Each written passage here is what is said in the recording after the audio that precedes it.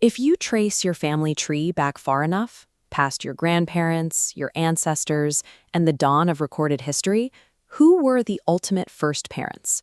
It is a biological chicken or egg paradox. For generations, we've been handed a simplified story. Monkeys slowly stood up and became us. But that is a misunderstanding of Charles Darwin's theories. Humans and monkeys actually share a common ancestor. We didn't evolve from them. Our lineages simply split millions of years ago. That famous image of an ape walking in a straight line until it becomes a modern man is historically inaccurate. So if monkeys aren't our direct ancestors, what was the actual first link in the chain that eventually produced 8 billion humans? To find that origin point, we rewind 66 million years. Long before the first primate swung from a branch, Earth's slate was violently wiped clean. When the asteroid struck, the energy released equaled millions of atomic bombs. 75% of all life, including the dinosaurs, was instantly obliterated. Earth plunged into a toxic, freezing night. Ash blotted out the sun for years.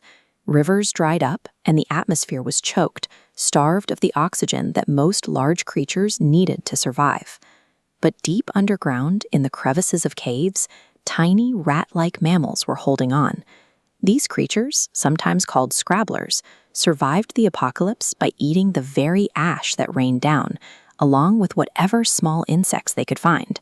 That catastrophic impact was the ultimate biological filter.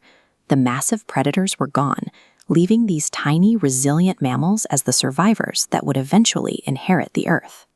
Eventually, the dust settled and the atmosphere cleared. Rain returned to a parched planet, finally providing fresh water to a generation of survivors that had lived through the darkness. That rainwater dissolved the nutrient-rich ash, creating fertile soil.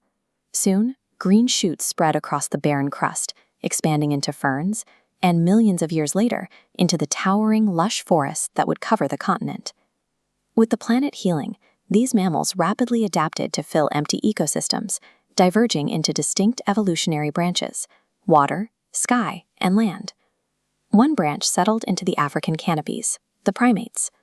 Navigating treetops required grasping hands and increasingly larger brains to process their three-dimensional environment. Life in those lush canopies was stable, but another geographical crisis was brewing, one that would force these tree-dwelling apes to descend and take their first literal steps toward becoming human.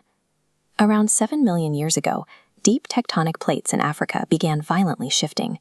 Massive mountain ranges pushed upward, redirecting moisture-heavy air away from the interior and changing the environment below. Deprived of rain, the dense, protective jungles died off. In their place grew vast, open grasslands. The apes that relied on the trees for safety and food were suddenly stranded on the ground. Fast forward to 1974, in the baking heat of Ethiopia's Afar region. An anthropological team led by Donald Johanson was unearthing a set of fossils that would finally explain how our ancestors survived this transition. They discovered a 3.2 million-year-old skeleton, Lucy, an Australopithecus afarensis. She was an anatomical bridge between ape and human. Her long arms were adapted for climbing trees, but the distinct bowl-like structure of her pelvis and legs proved she could walk fully upright. Standing up in the tall savanna grass to spot predators kept Lucy's hands free. This allowed them to carry food, care for their young, and completely manipulate their surroundings. By roughly 2.5 million years ago, that evolutionary path led to a new species, Homo habilis. Scientists call them handyman. The fossil record shows they were the first of our ancestors with the brain capacity to intentionally chip stones into sharp, functional tools. The relentless pressure to survive continued to shape these hominids until roughly 300,000 years ago, deep in the caves of North Africa, our direct species finally arrived, Homo sapiens. This chart shows the volumetric capacity of hominid brains over time. Homo sapiens possessed a massive cognitive engine, roughly 1,300 cubic centimeters in volume, capable of deep creativity and complex problem-solving. We did not simply walk out of the jungle as an upgraded monkey. Our existence is the result of a cosmic accident, aggressive climate shifts, and millions of years of fierce, against all odds survival. But a large brain and a pair of free hands are only the beginning. How did this wild creature learn to harness fire, invent language, and eventually build the civilization we live in today? We'll uncover that in part 2.